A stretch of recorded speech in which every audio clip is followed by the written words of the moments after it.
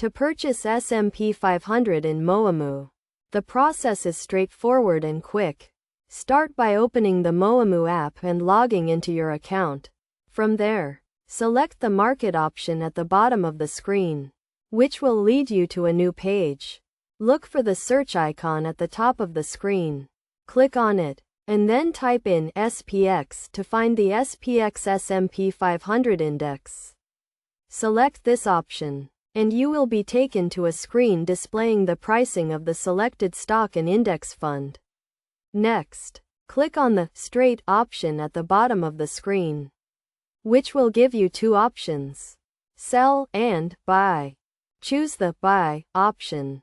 Then enter the quantity you wish to purchase and select the order type.